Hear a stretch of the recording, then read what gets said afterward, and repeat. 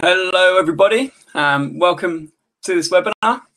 Just a quick check before we get started. Can you see me and can you hear me?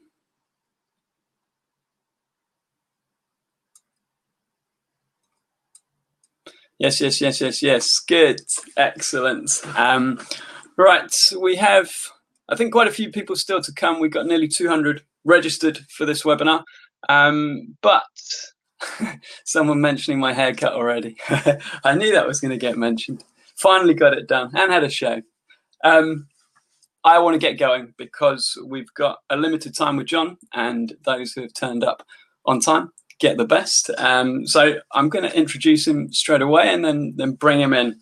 So Mr. Jon Goodman, I'm not sure if he needs an introduction because everybody knows who Jon is and the amazing things he's doing in the industry. But I'm going to go through a few little dates and little numbers that sum up a lot of what Jon's done. So in 2010, he was a normal personal trainer, just doing his thing, as all trainers do. And really, that's not that long a time ago. 2011, published Ignite the Fire, which was his first book, and he started a blog to go with it. Little blog known as the Personal Trainer Development Center. And 2013, he launched the course 1K Extra, which was really the first course for online trainers and adding extra income to personal trainers' lives. And it has progressed and progressed over the years. In 2015, just a few years after launching it, the Personal Trainer Development Center got 4.5 million views, which kind of shows the level that he's taken things to. 2016, he evolved the 1K Extra program and took it to the Online Trainer Academy from feedback from thousands of trainers and a huge amount of research and effort. He's produced something quite incredible. But the other thing with Jon, here is someone with hundreds of thousands of followers, huge success. Everybody knows his name. Everybody knows what he does. He is incredibly successful, as I say, but really, when it gets down to it, Jon is just a nice guy who wants to help a lot of people and likes traveling. So he's very, very much like everybody, but doing amazing things. And now I'm going to bring him in to say hello, if I can find him.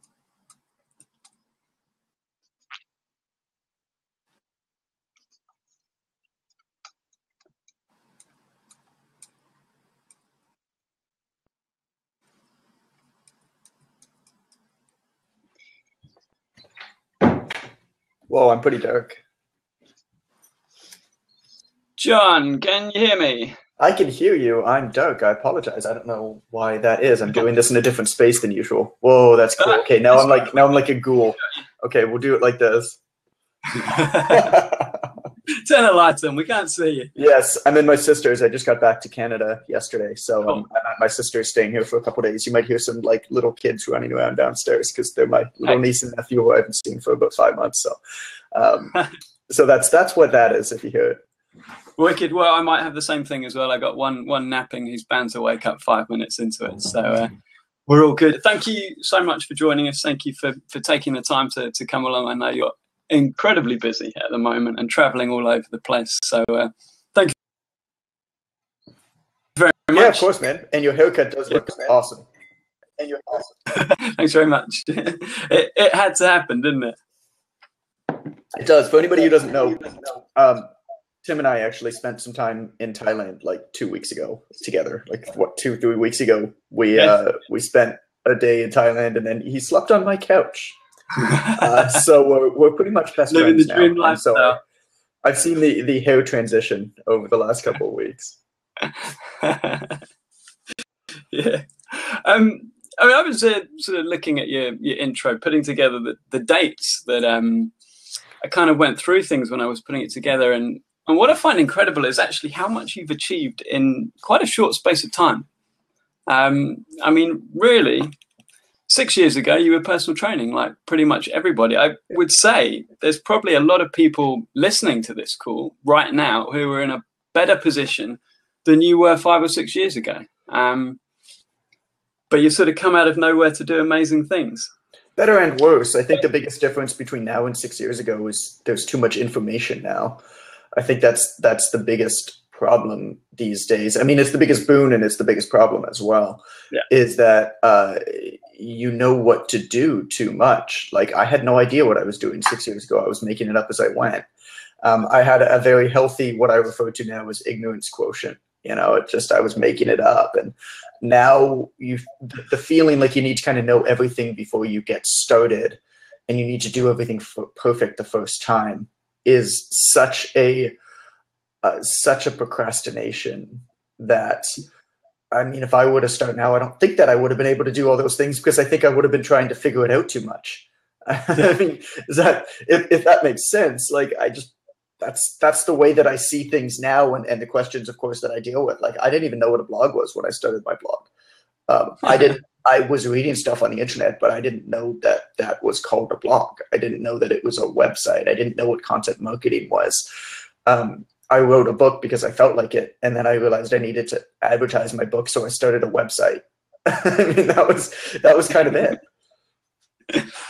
That's brilliant. I mean, just looking at that, what would you say yourself are the sort of the main things, the main pillars, I guess, that have brought about your success and taking your journey from where you started to where you are now and going to take it forward further? I think it's really respecting a couple kind of main principles. And one of them is you're never going to get it perfect the first time, so don't even try. I mean, I've kind of hit on that one, and I'm not going to beat a dead horse there. But the other one was just kind of a principle or theory that I understood very early on, which is I only know so much, and my success is dependent on how successful I can make other people. I mean, we know that with our clients as well. It's just kind of taken one step further when you're going like business to business, like I do now, versus business to consumer, or trainer to consumer, trainer to trainer, right? Kind of in different terms. And it's kind of all, it's all hinged upon that. Like, when I started the PhDC, I kind of said, well, if I have, I don't know why I thought of these numbers. There's no like rhyme or reason to it, but I'm like, if I have 2 good ideas a year in a good year, then I need somebody to fill the other 50 weeks of the year with 50 good ideas. I don't know why I thought that we needed 1 good idea a year or whatever that was, but I was like, okay, well, so I'm going to create a platform where I can find 50 people who have 1 good idea and bring them in. So I've got 1 good idea a week. That was kind of it. It was like, well, I mean, I like, okay, so how can I create a platform then where everybody benefits from being a part of it? And it was never about me. And that's actually been a struggle, is like, how much am I involved? How much am I not involved, right? It was never about me. It was never about, what can I produce? Hey, you know, I'm the ultimate expert here. Listen to me about this. It was like, no, I know a lot about these very small kind of things, but I'm also the person who curates other people who know a lot about very small things, and I just bring them all together under one roof. And as a result, now you trust me and you trust what I produce. And I think if there's one entity that's more valuable than anything else on the planet today, it's trust. And it's, if there's one kind of buying mechanism now, or one reason why people buy one thing versus another, it's not a rational action. It's due to trust. So how can you create trust with people? Is you put out consistent good work over a long period of time. You build good relationships. You make sure that almost everybody out there is saying good things about you because you've supported kind of everybody else. Yeah, nice. Very nice. This was actually going to be a later question, but because you've kind of touched on it now, I want to talk to you about, you talk a lot about building relationships and the sort of various theories between, you know, weak ties, I think you call it. Mm-hmm. Tell me about that, and tell me about how you build those ties and how trainers can form those relationships. Sure. Yeah, I mean, the idea of the weak ties, it goes back to a 1970s study. Some people have heard me talk about it before, some people haven't. It's called The Strength of Weak Ties. It was a study in the 1970s, and a lot of people haven't really heard of the study, but a lot of people have heard of kind of the book that the study was written as a result of. And the book is called Tipping Point by Malcolm Gladwell. It's become a very famous book. Most people don't know that it was actually, I mean, Malcolm Gladwell is an aggregator of information. right? Like, he's a journalist. He's one of the best aggregators of information on the planet. He's a fantastic storyteller, but he's not the creator of information. He has hypotheses and he finds studies to back them up. And so this is a good example of that. What the strength of weak ties, and you can find the study, or we can link it below afterwards, Dan. What the strength of weak ties showed unequivocally is that somebody's success over the course of their life is more contingent upon the amount of loose connections that they're able to make than any other factor. And the reason for that is we really don't know what it is that's going to make us successful. We really don't know what is going to happen in the future. Anybody who tells you that they can predict what's going to happen in the future is either lying or disillusioned. Anybody that tells you in the future that they knew that something was going to happen is either lying or disillusioned. There are people who have best guesses, but nobody really knows. I mean, this is kind of the Nassim Taleb Black Swan, anti-fragile type theory. If you haven't read his books, I definitely recommend it. And so I kind of have taken that to heart, and I just hedge against that, right? And so I perfectly accept that I have no clue what's going to happen in the future. I know that there are going to be events that are going to occur that I'm going to have no control over or aren't going to be able to anticipate. And the way that I hedge against those events is I say, okay, well, I want to increase my chances of catching lucky breaks as much as possible. And the way to catch a lucky break is to have a loose connection to as many people as possible. I call it the top of mind theory. How many people are there in the world that know who you are, that know what you do, and that have a reason to believe, whether rational or irrational, that what you do is somehow in some way good? And if you can increasingly over time scale that amount of people through loose connections, then like you're going to win. You're going to catch lucky breaks. And that's kind of what it all comes down to for me. The other aspect of kind of hedging against it is trying to mitigate loss and maximize gain.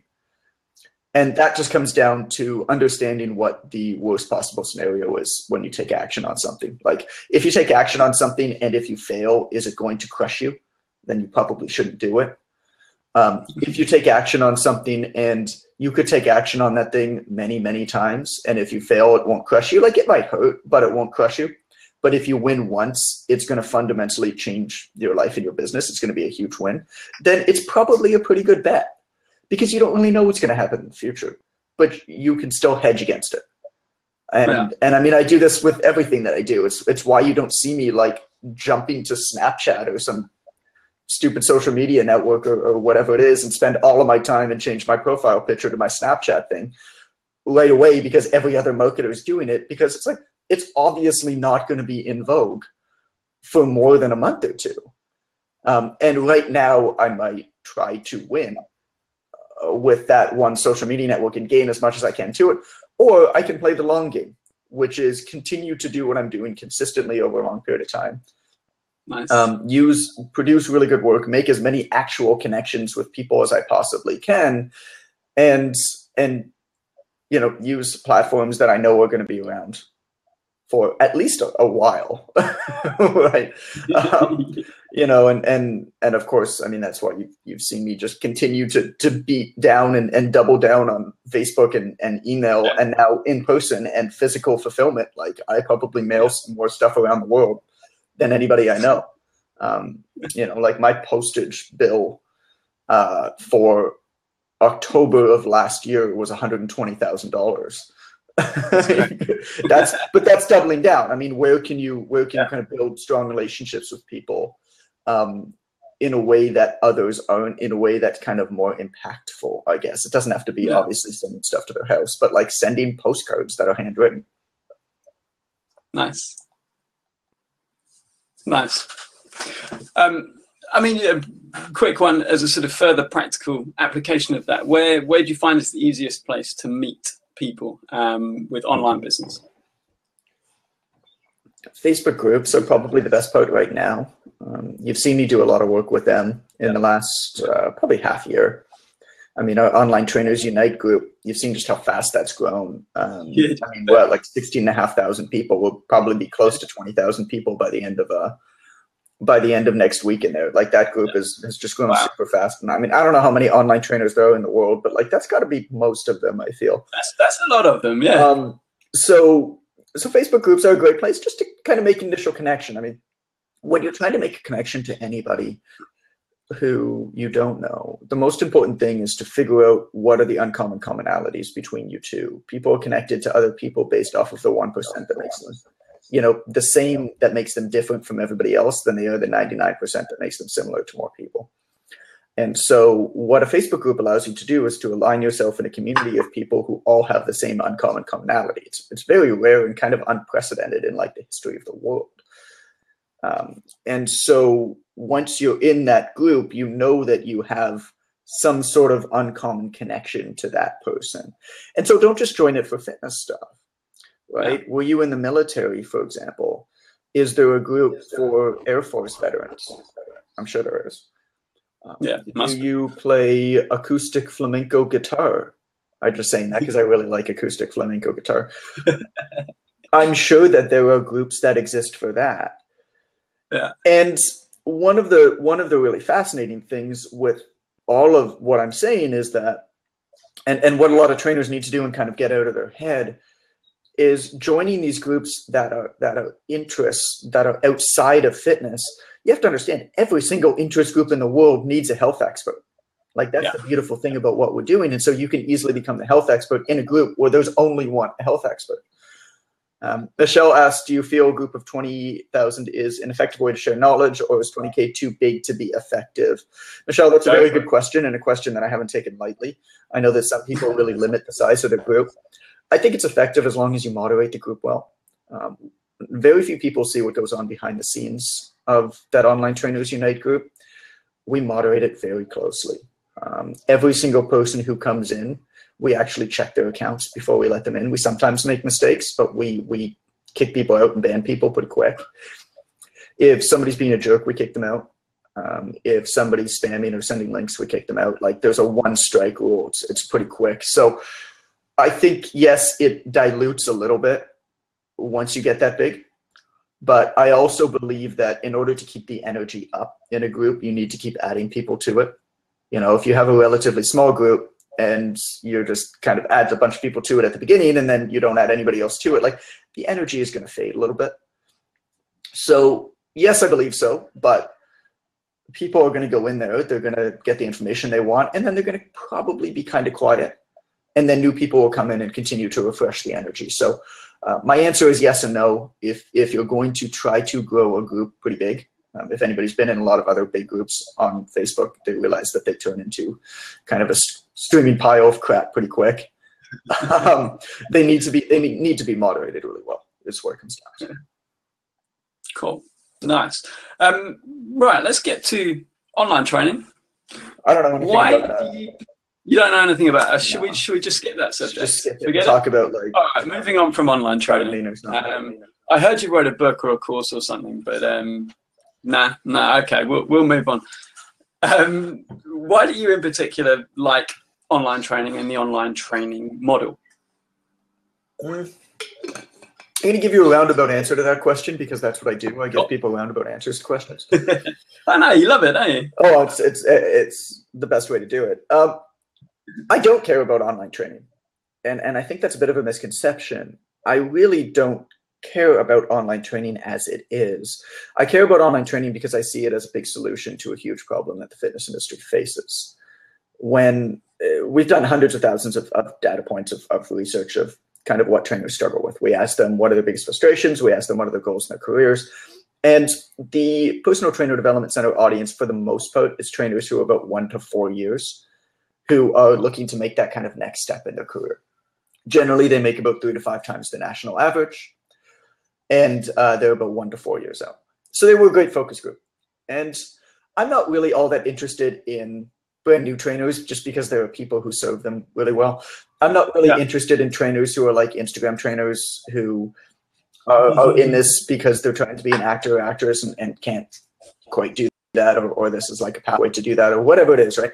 I'm interested in people who have the, I'm interested in people who are able to possibly have a real effect.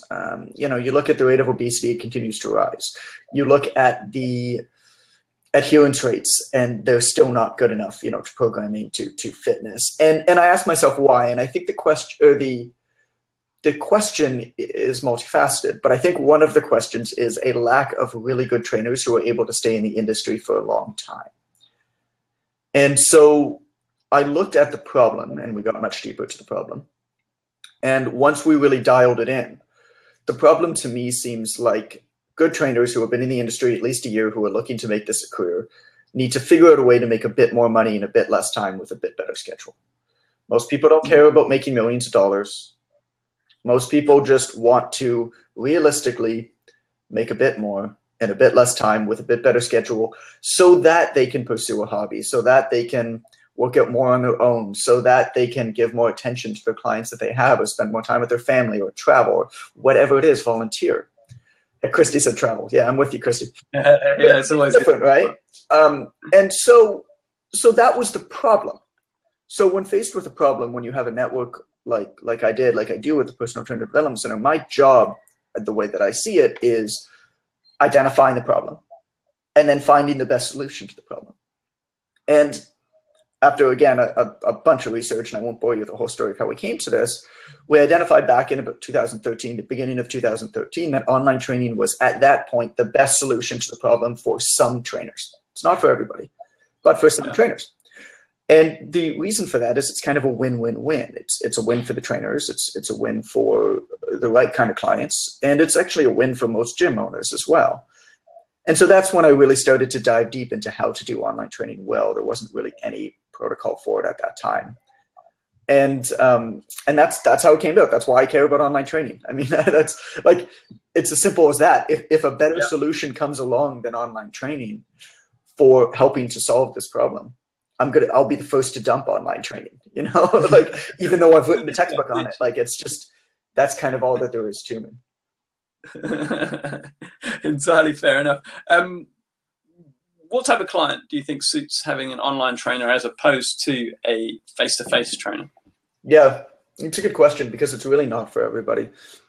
Yeah, I think a client who has some measure of confidence in the gym, and I say confidence, and I chose my word carefully there, confidence in exercises for sure, but also in like performing exercises, exercise, you know, like they know how to do the basic ones. They know how it should feel. They know how they should kind of feel when they recover. They know the difference between pain and soreness and that kind of stuff. But also confidence in going to a gym and working out by themselves, which I think is something that maybe isn't spoken about enough. Yeah. I also think that somebody, like, you can do amazing things with accountability online for sure. But a client who works with an online trainer still needs to be reasonably self-motivated. You know, like, there are certain types of people who really need to do one-on-one training.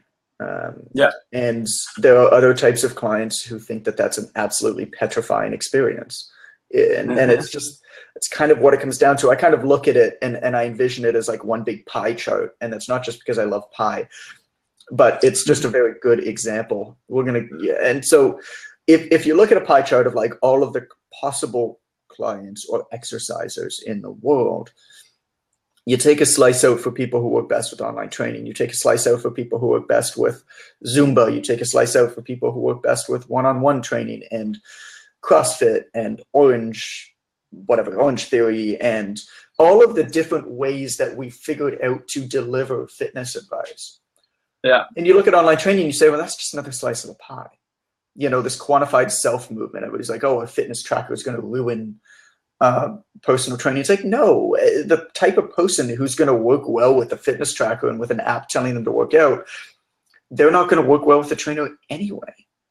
Yeah. So it's kind of irrelevant. And the type of person who really is going to dive to quantified self-type training, well, they're always going to jump to the next best thing anyway. You're not like losing your one-on-one clients. You're only using your one-on-one clients that shouldn't be your one-on-one clients anyway. And I truly believe that. So I kind of look at it as another slice of the pie, and we're continually taking up more of the pie. I saw an advertisement today. I caught wind of a virtual reality gym that's popping up. So Interesting. this is going to be a thing where people can work out by themselves with a VR headset on, and they will work out at home, but they'll be in like the fanciest gym in the world with this VR headset, right? Like that's pretty cool. Yeah. But you know, that could also give people seizures. So It's not so cool. so it's not so cool. So it's just one other slice of the pie, right? Yeah. There are, as a fitness industry, we're doing a good job. We're not doing as good of a job as we can. And I don't believe that it's for lack of good people. I don't believe that it's for lack of good information. I believe that it's a lack of just different ways to present the information to the people. So I think it's a very good question. Like what type of clients is it good for? It's like not everyone. A client also probably with online training, a client probably shouldn't be like super high performance. You can do it. Alex Viada, Complete Human Performance, does it. He trains world champions online. Yeah. But I mean, I know he was very kind. He helped me a lot with the assessment section in the academy. He told me a lot about how they do assessments and stuff like that. And like, this is not something that your average trainer is going to do. You're not trained to do, but also your clients are probably not going to go for blood tests and go to VO2 labs in their spare time. And even if they did, you're probably not going to be able to read their blood spectrum and tell them what they need to do. So it's a completely different beast if you're training like super high performing individuals. Wicked. Yeah, it doesn't sound like a great place to hang out, really. I mean, it's like for some people it might be fine, but not for everybody. Christy just asked about group online training, or do you focus mainly on the individual online coaching? Christy, to answer your question, I don't focus on any one type of training. I'm of the opinion that my job is to help you figure out what the best way to build a business is for you. Like clients, there's no one model that's best for everybody. It's the exact same thing for trainers. There's no one model for everybody. What I've done with the academy is I've interviewed and I've put together a curriculum based off of just tons of research of speaking to online trainers around the world. I mean, you'll see once we present the sales page, there's over 40 other coaches involved in this thing from all different walks of life. And the curriculum is very much built to walk you through the steps of establishing the perfect business model for you, whatever that is, and give you all the pieces kind of to go out and actually do it. I mean, everything from how you put together your business to pricing, to what you offer, to what your packages are, to how you're taking care of your clients, what types of assessments to use, and then of course into marketing and all that fun stuff. Nice. Moving on, give me one way. What do you think at the moment is the best way you see personal trainers, online personal trainers, are getting new clients? I mean, again, like there's not one way. It's kind of different for everybody. There's 6 different client getting methods in the academy, and I don't think that any of them is necessarily better than the other, but I will talk you through kind of the one that I teach first, because I just think it's low-hanging fruit. And I think the biggest mistake that a lot of trainers make when they're trying to get online clients is they ignore the low-hanging fruit and they do the much more difficult, complicated stuff that has absolutely no inherent trust involved, which is Facebook ads. And so there's an entire Facebook ads course within the academy, but it's the final client getting method. And I say right off the bat, I'm like, I included this here and I didn't want to include it here, but I did it because I had to. And the reason for that is quite simple. Like you've been building your network and your extended network of people who either are on the spectrum of knowing you, to kind of know you, to have heard about you through a friend of a friend of a friend, for like as long as you've been on social media, for as long as you've had an email account. And until you access all of them, I mean, they all have reason to trust you more than any other trainer. And so until you kind of have access to those people, and until every single one of those people know who you are and you reconnect with them, I don't think you should go out and try to convert people who have never heard your name before and somehow convince them that you're better than every single other coach who's advertising some magical solution to them, and combating the billion-dollar industry of fitness marketing and of helping you get a six-pack that they see all over every website they've ever been on and every magazine on the store. You know, like, how are you going to compete with that? The only way to compete with that is to take advantage of the one thing that you have that they don't, which is no matter how slight, a pre-existing connection to somebody. So the best way, and I mean, this is like stupid simple, and the reason why you don't hear this marketed is because it's so simple that it can't be sold. What a lot of people don't understand about selling information is the only things that can be sold are things that are wrapped up into a neat package, given a hook, and then sold to you based off of that hook with a fancy headline. And what that does is that chooses against things that are so simple that you wouldn't pay for them. And so, and as a result, you don't value them as much, because we all know what you don't pay for, you don't really value as much. So that's why it's nice for me, because I can sell you how to build an online training business and kind of like sneak in this thing that I think that you should do, but not sell it by itself. And it's as simple as this. I mean, Tim, you know this, so you're going to laugh when I say that. Yeah. But, and I have a whole strategy for basically finding people who you lose connections to, but it's saying hello to 5 people a day. And I see it in my groups, in the various groups that I run. What's the best way to get clients? How many people have you said hello to today? Oh, well, I mean, I haven't, but Facebook ads, it's like, how many people have you said hello to today? How many friends do you have on Facebook? 1,000? Okay. Well, 950 of them haven't spoken to you in 4 years. Maybe you could go and say hello to those people first before you start Facebook advertising to the other 2 billion people on Facebook. You know, like maybe that's a little bit more targeted. And so there's a very distinct, I mean, I'm a huge psychology guy, so there's a very distinct way that I help you gear the conversation so that they eventually, if they're interested, ask you for training. I'm a big proponent of never pitching. I'm a big proponent of just building a relationship, but doing it in such a way that if they're interested, they'll ask you. But it's as simple as this: post a Facebook tip, or post a fitness tip or health tip or nutrition tip, whatever you want to do. Drink 8 glasses of water today. I don't know, make up one. Post that on your Facebook. If 5 people interact on it, like it, comment on it, whatever, and you haven't spoken to those people for a while, send them all a Facebook message that day saying, hey, what's up? And have a little bit of a Facebook conversation with them. If 5 people don't interact on that, go into your Facebook feed, find 5 people who have posted anything about anything that they're interested in, who you haven't spoken to for a while, like their thing or comment on the thing, you know, support them. How crazy is that? Like your buddy who's in a band who just put out their video, like comment and say, hey, awesome video. I'm glad you're doing great things. And then send them a message right afterwards and say, hey, what's going on? Just saw your video. That's awesome. What else is good in your life? And have a conversation with them. And there's a couple things going on here. I mean, as Michelle just alluded to, like, fill the people around you with respect and general kindness. Like, what better way to market than that? Number one. But number two, if you understand a little bit about the Facebook algorithm, you also see that there's a lot more powerful things going on behind the scenes. Have you ever had a Facebook Messenger conversation with somebody who you haven't spoken to for a while? And then all of a sudden you turn on Facebook later on and you see their Facebook posts in your feed every day for like a week? That's what happens. Facebook works on relevance. Relevance, it seems like Messenger conversations are geared very highly in the relevance score.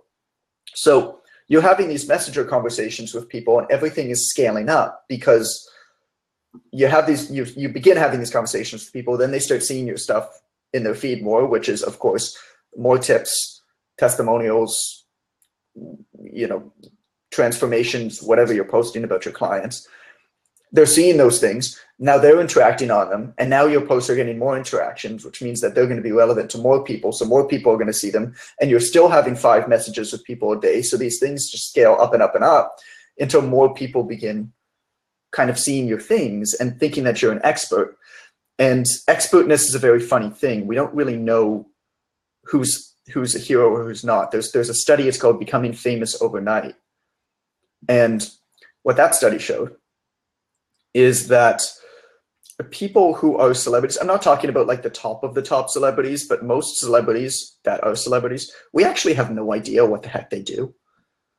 And I'm sure that you can think of people out there, like celebrity and expertness and trust is not a rational thing. We have no clue why we trust some people or why we think that some people are important or famous, other than we just see them more often. And that is a very distinct psychological phenomenon. It's called cognitive ease. the things that we have an easier time processing, we find to be more important, we deem to be more of an expert, and we deem to be more trustworthy. This is the work of Daniel Kahneman, who's PhD in psychology, who won the Nobel Prize for economics. And so even like putting something in bold makes it more trustworthy. Using simple language makes it more trustworthy. Avoid jargon. We all know that. There's a Daniel Oppenheimer study about that, which is like the funniest name study ever. There's things that you put like in all caps. Now, of course, don't do it. But anything that makes it easier for us to process, we think is more important. And so the more times that we see something, the more times that we see a name, we think is more important. So going back to this becoming famous overnight study, they showed something called the sleeper effect, is what the researchers showed in the study. And this is wild, which is why I like talking about it. Basically, the researchers went to a group of people and they showed them a whole bunch of completely made up names, right? Like these names were completely made up. I mean, maybe they existed in real life, maybe they didn't. Yeah. But like they completely made up names. And they asked this group of people, do you know these people? And they, of course, said no, because they're completely made up names. They then let these people alone and live their lives or whatever it is.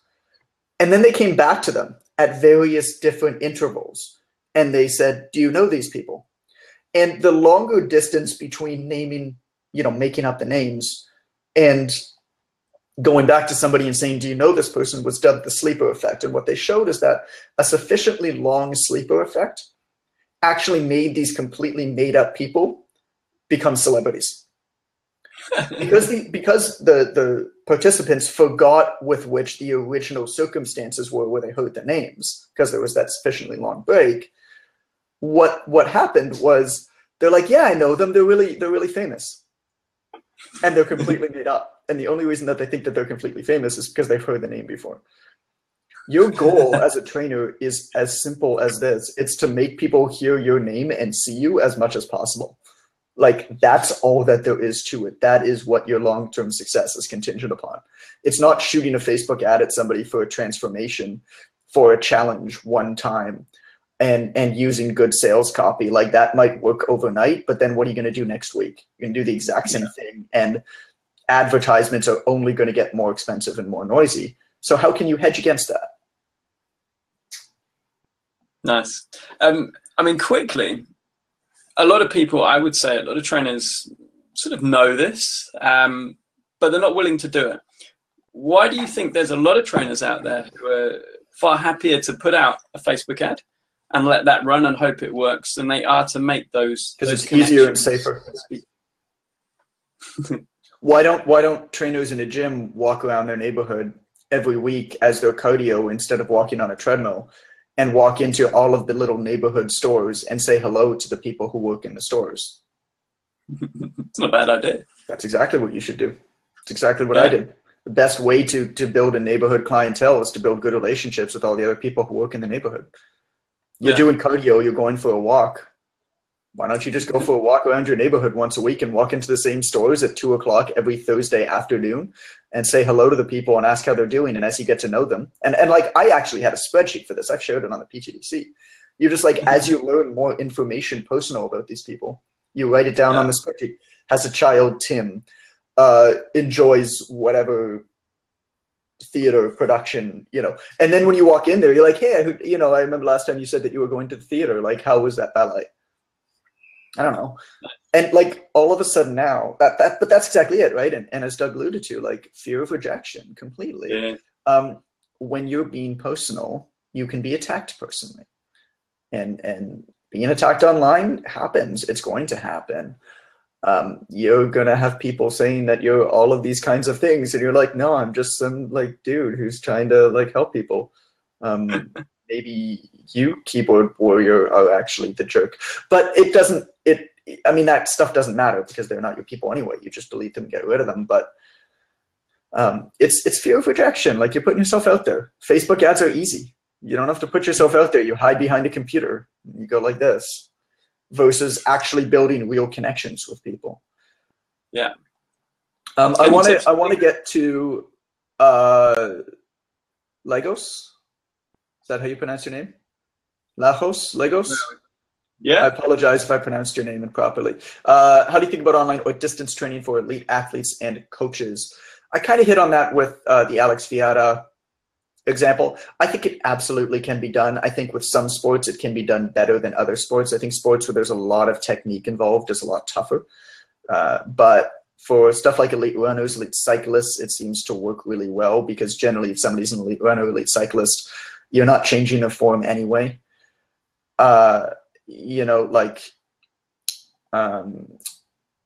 there's a physiotherapist who actually worked near me who's become pretty renowned in that world, who talks about kind of biomechanics now. And what he's saying is that you can't change somebody who's been running for 20 years. You can't change their biomechanics. Like, you're going against so much inertia that you can't really change it over the long term. You can change it when they're fresh, but when they get tired, they're going to revert back to their existing thing. So I think a lot of repetitive elite sports, you can train really well online because you can work on their nutrition, you can work on their fitness. But once you get into a lot of technique stuff, it becomes a lot more difficult.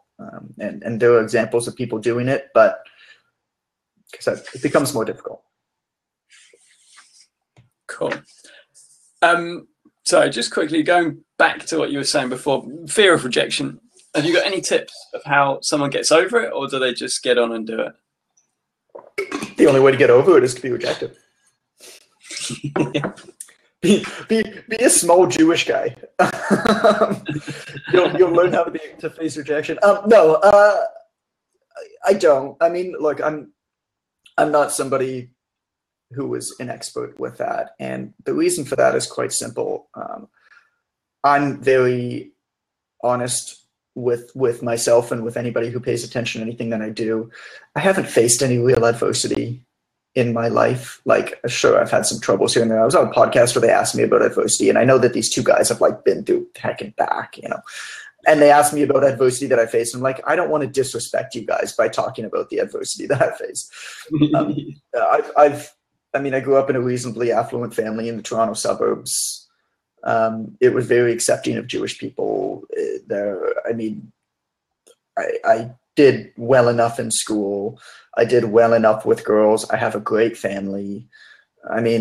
So that kind of stuff, I've never had an issue with it. For some reason, I've never had an issue with public speaking. My wife thinks I'm nuts because she's like, "Oh, are you ready for this?" I'm like, "Oh yeah, it's in like 30 minutes, right?" Like, she would have been stressing for 2 weeks. So I don't know. If you really have a serious fear of rejection, there are probably people who are much better suited to help you with that and can work with you on that. I'm not your guy. Cool. You want to get to Steve real quick? Do you recommend working with one niche or commonality as you stated? And if so, how small should that niche be? Steve, that's a good question. I think with online training is very different than in-person training in that you need to be much more proactive and lateral with your approach. You need to be able to anticipate issues before they come up with clients, because you can't be reactionary to them. You know, in a gym, if you're helping somebody with a bench press and they say, "My wrist hurts," you can kind of do a quick assessment there and realize whether you can move on or not.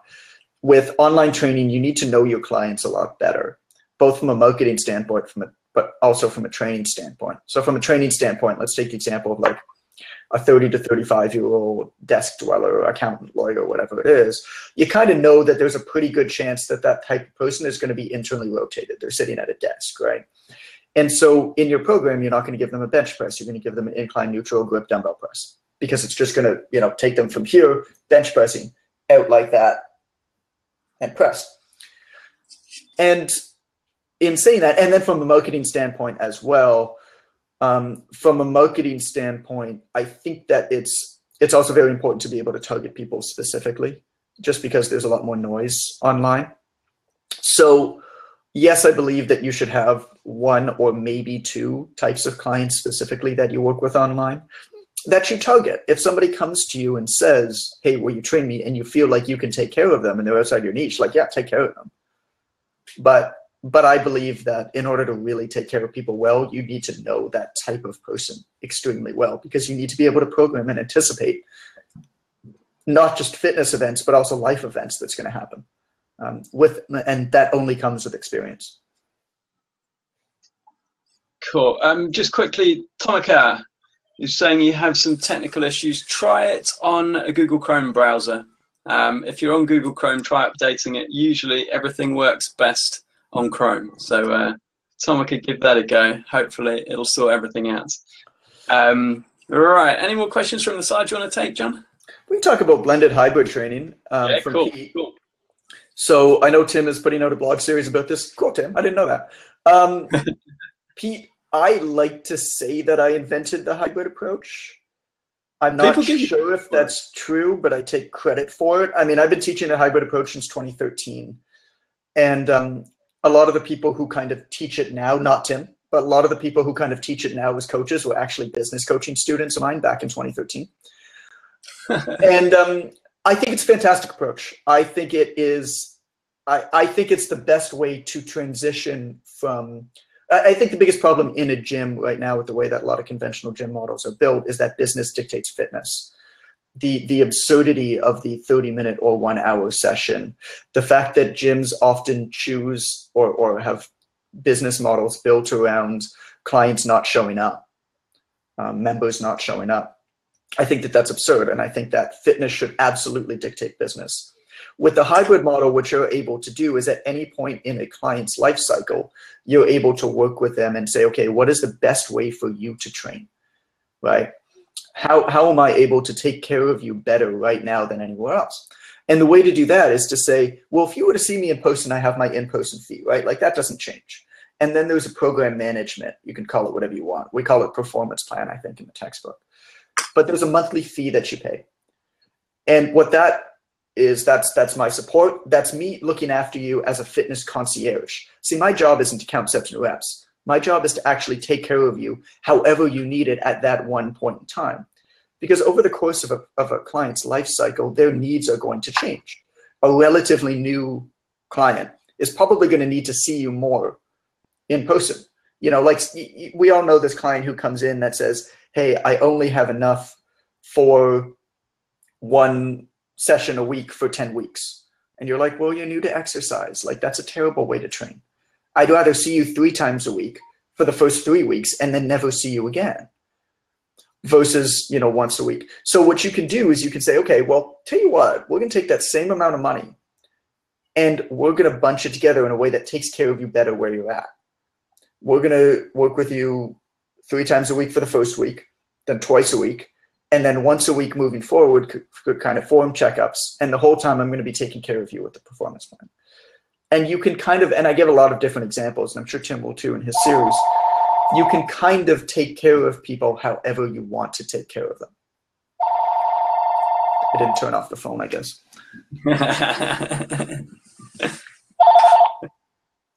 There you go. Nicely done. Yeah, that's good. I will admit, actually, the first time I was really sold on hybrid training was going through your Online Trainer Academy course. When I saw your videos and your stuff on it, I thought, actually, this is a good idea. It makes perfect sense. I mean, we want to dive into it. There's some online trainers who really want to travel the world and be an online trainer, and I can introduce you to a lot of them. I've actually met a lot of them in my travels. I mean, on the same island that we met on in Thailand, Tim, Koh Phangan, there's a trainer from Germany, Bob, who follows me on Instagram, who reached out because he found out that I was on the same obscure island as him for like a month in Thailand, and we became friends. There are some people absolutely like that, and I've met a lot of them throughout my travels. I've partied with some of them too. It's been fun. But that's one of the coolest things about what I do is I meet people who a lot of them want to kind of join me on my lifestyle, and so you know, it's like, hey, I'm coming in for the full moon party on, you know, in Thailand. Are you going to? And I'm like, well, I am now. But most online trainers want to do it as a supplement. And I think that for most people, that is the best way to do it. You supplement your in-person training, you create a reliable recurring income stream at the same time, and you change the game, right? You now make it so fitness dictates business. So you're going to take care of clients perfect all the way along for exactly what they need at that point in time. I think it's ideal for most. Nice. I want to. I know we're a little bit short on time now, but there's 2 things that I've heard you speak about. I've spoken to you about, and I love your take on it. So I want to ask you about these 2 things. And the first one of them is for online trainers, or really anyone with an online business, time management, how do you make sure, or how do you help people to make sure that they're not taking the sort of face-to-face model and saying, yeah, I'm free now, but actually you're a slave to your phone, you're a slave to your computer, you're on it all the time and you're always on duty? Kingsley, of course, just asked the pertinent question, how many clients can you actually handle at a time? So let's kind of answer both of those at the same time. Cool. And I don't have a clear, straightforward answer to you, because it will take a lot of work from you, not a lot of work, but it'll take some very precise work from you to figure out what's best for you. This goes back to the conversation before of how to identify the best business model for you. It starts with figuring out how much your time is worth, right? And the way to do that is to start with an equation. I call it the freedom number equation, where you basically figure out how much money do you need each month to look after yourself, to look after your dependents. And that's a relatively low-end estimate, but it's all of the most important things. From there, you say, okay, how many hours do I have to put into my online training? And then, yeah, Pete says first law. I guess he knows a little bit more about my textbook than maybe some other people on the call. You know, so you figure out that freedom number, you figure out how much time you have per week, and then you kind of ballpark a couple packages that you're going to put together. And we have actually a sensational calculator that you work with that we built out in Excel, and then actually an OTA student, Rob Jans, came along and very much improved upon it and submitted it. I don't know if you've seen the new calculator, Tim, but it's ridiculous. No. Oh, dude, it's in there now. It's ridiculous. But what you're able to do there is you're able to put in all the numbers that you kind of ballpark for your business, and you're able to figure out exactly what your hourly rate should be online. And then you take all of the things that you're doing and presenting to a client, and you say about how many hours per month that's going to be, or percentages of an hour, or whatever it is. And it tells you whether your packages make sense or don't make sense, and it tells you how many clients you need at each package. I recommend either 2 or 3 packages, depending on who you are. And from there, you can say, okay, that makes sense. My goal is to get 15 clients. My goal is to get 20 clients. My goal is to get 5 clients, whatever it is, at these price points. And it creates a lot of clarity for you. Or you're able to say, hey, maybe I want to increase, I don't want that many clients. I want to increase my package price so that I don't need as many clients to make as much money as I need. And again, this comes down to you, as I need to do what I want. And that's the first step that of course we teach. Or maybe you say, well, actually, I feel like I'm giving away too much in this package, because it's going to cost me way too much to be able to deliver the service based off of the hourly rate that I need to make.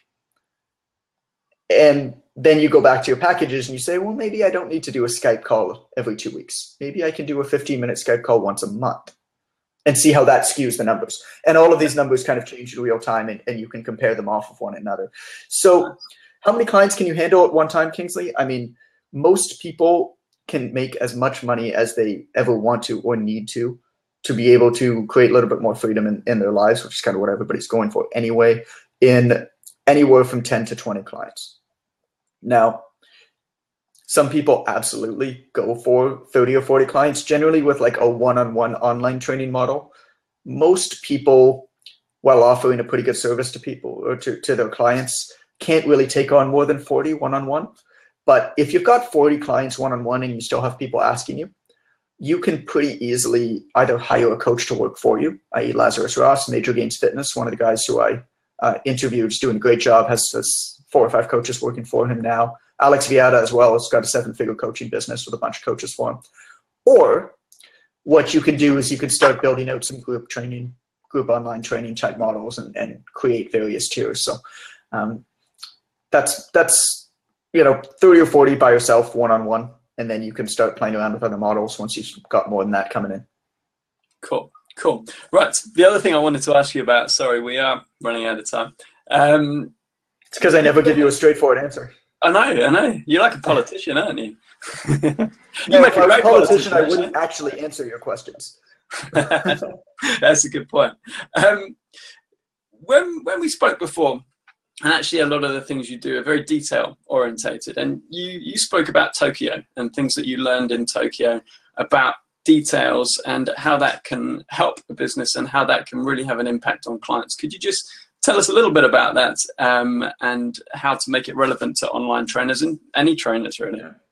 I judge a business very much, increasingly more so, on how well they're able to anticipate what's going to happen and all of the little small things that they do that make your experience better. I think experiences should be felt, not seen. And I really believe that. Tomika, I think it's you. You're the only one who's saying that there's kind of connectivity issues. I apologize. Maybe Tim, you'll have the video of this afterwards to send to her. Yeah, I'll send it to you. And so I really judge a business based off of how well they do the small things. And Tokyo was a perfect example of that. I mean, it was incredible to me, all of the small details that were taken care of there. Everywhere. I mean, every single restaurant that you go to, they wouldn't serve you if they didn't think that they could take care of you.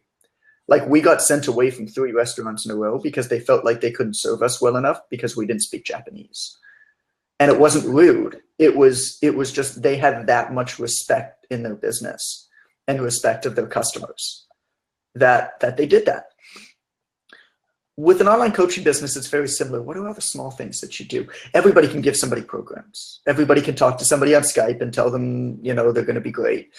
Everybody can send them YouTube videos either with them, or they can scan YouTube and find a good video demonstration of the thing. But what are the small things that you do that will kind of make you stand out? And, you know, I'll give you an example from what I do. Like, I have somebody on staff whose only job is to follow around customers of the PTDC who have bought our stuff and just keep me up to date with all of the awesome things that these people are doing around the world. So you just pay a stalker? I basically pay a stalker. and the reason for that is her job each week is to send me 5 people to send a handwritten code to from anywhere I am in the world. This person just wrote a good blog post on this. This person just opened up their gym or did this transformation program or talked about a client success this way. And the staff member of mine sends me this person's address and what they did and a link to it. And I send them a handwritten code in the mail congratulating them. Basically, what I'm doing is just amplifying my effects. Yeah. And that's just one example of something that I do, but you can do that with online coaching as well. I mean, how well do you really know your clients? How well do you really know them personally? You might not do it for a personal thing, but maybe they hit a PR that you see tracked through PT Distinction, and you send them a code in the mail that says, hey, saw you nailed that PR. That's awesome. Like, what can you do that will stand out in that person's mind? How can you kind of nail in all of those small little aspects in your business, your welcome email, your documentation, your welcome package that you send to somebody, all of the little things that kind of make somebody smile. And I think that that's just so freaking important. Nice. Yeah, I like that. Okay, very last one. And I want everybody to listen to how smoothly Jon answers this, because I know it's going to be smooth. Yeah, because there's no pressure there whatsoever. Go on. Think about how you can do something very similar with your own business, with your coaching, because something I always notice about Jon is he knows his market, he knows his products, and he's smooth at answering this one. So, Jon, tell us about the Online Trainer Academy. The Online Trainer Academy is the best way for you to build an efficient and scalable online training business that's perfect for you and nobody else. It's beautiful. Beautiful. Elevator pitch right there. And then I make a wink and a gun like this and give you a very awkward, like, wink, but I can't actually wink and it contorts my entire face. I like it. I'm just going to stick a link up to that. February 21st for early birds, February 23rd for the public. Excellent, excellent. So nice discount if you get in early. As we've alluded to earlier, Jon has actually sent me the course and I've done it, and I have to say, personally, I think it's excellent and covers absolutely everything. So if you're interested in online training, if you want all of the details, if you've got questions, missing areas, that sort of thing, it really does cover everything very well. So cool. Yeah, great course, Jon. Thank you, everybody. And now I need to talk to my team about customer support. So I got to go. But thanks, everybody, for questions and stuff. And Tim, thank you again for having me, man. Thank you very much for joining us. Cheers, Jon. See ya. Thank you, everybody.